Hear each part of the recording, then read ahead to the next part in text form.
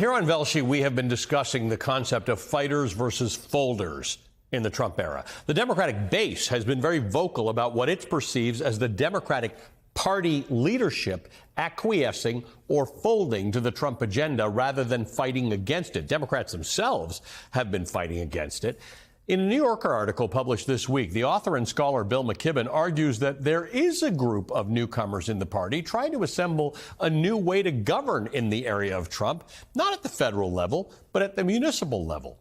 Bill McKibben points to three current examples: the New York City Democratic nominee for mayor Zohran Mamdani, Seattle's Democratic mayoral candidate Katie Wilson, and Michelle Wu, the Democratic mayor of Boston.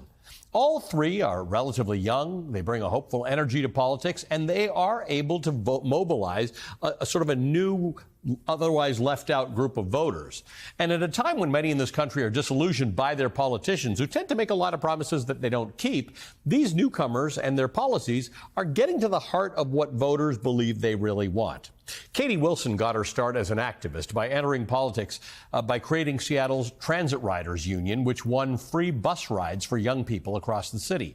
She also co-authored the Jumpstart tax bill, which raises taxes not on employees, but on the corporations that pay the heftiest salaries. Michelle Wu is running for re-election in Boston. She's Boston's first woman of color to be elected mayor. She is running unopposed in November's election after winning the Democratic primary on her track record of delivering results to her constituents. Wu has paved streets, she's contended with subway crises, and she's led Boston in becoming one of the safest major cities in the United States.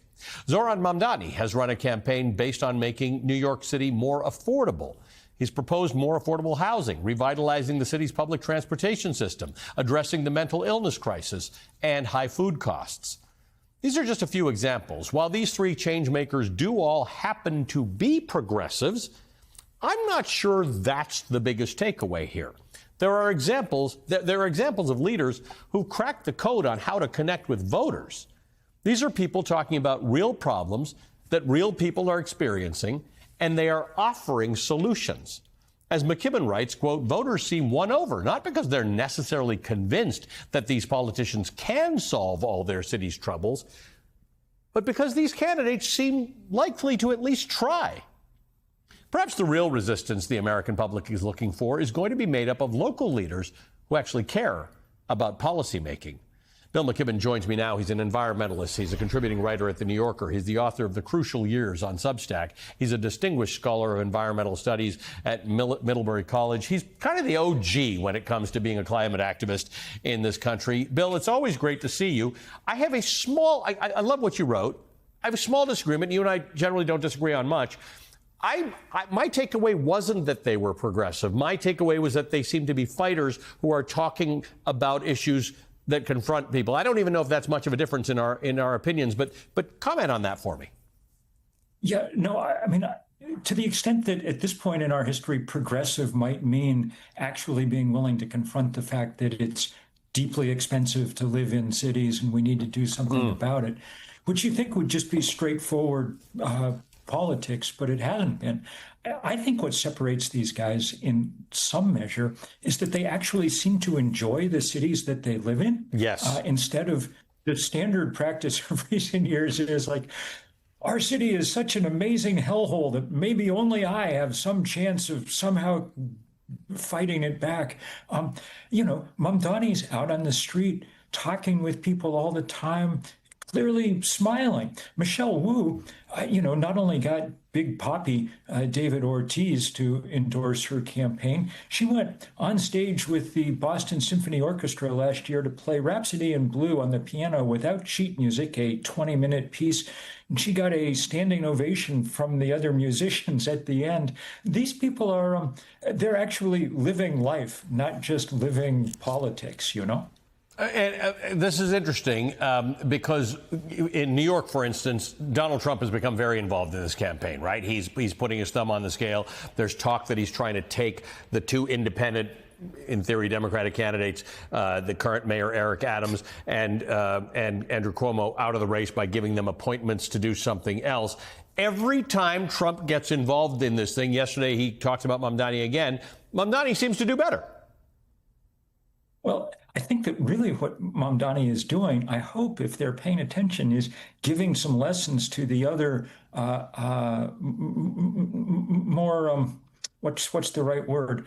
Much more cautious Democrats in New York State who play a huge role in our national life. Hakeem Jeffries, Chuck Schumer, Governor Hochul, all of whom are masters at the doing, a tiny little bit instead of just digging in and doing the things that I think a normal person, not a politician, would do in these roles. Actually try to address the issues of the day instead of trying to hem and haw around the edges and look for small political advantage.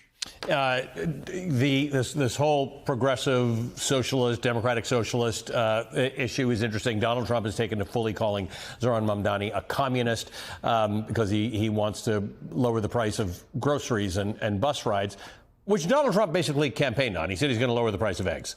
I think a lot of the people supporting these candidates, you can label them whatever you want to label them. People are saying, if you're going to make my life better and easier, I'll vote for you. Donald Trump is a fraud and a phony, as he demonstrated once again in his speech at the UN this week, maybe the single stupidest speech that any American leader has ever given. And that's saying something.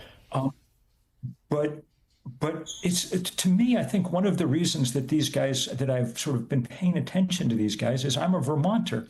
So, I've known Bernie for many years. And I know that he started out as the mayor of a city, Burlington, our only city, where he had to do the job. It wasn't about, rhetoric. It was about, are the streets plowed? Can we protect the waterfront? Because mayors, everybody knows in a city if a mayor's doing a decent job or not. The country's so big, it's, takes a while to tell. Although I must say, Donald Trump is doing his best to demonstrate you can wreck a country in 8 months. But mayor is a pretty good place for proving that you've got more than rhetoric on your side. Yeah, and you can complain about socialism all you want, but a city works because there is a government that does the things that we don't do ourselves. We don't pave the streets ourselves. We don't put up traffic lights ourselves. We want the government to do the things we don't do on our own. In the 40s in this country, we called it sewer socialism. Yep. Back in cities like Milwaukee, where they had governments that just made sure that the city was a place that people wanted to be. Every 10 out of 10 people in the street will tell you, let the government handle the socialism. Let the government handle the sewers. You want to call that socialism? That's fine. Bill, always great to see you, my friend. Thank you. Bill McKibben is a contributing writer for The New Yorker.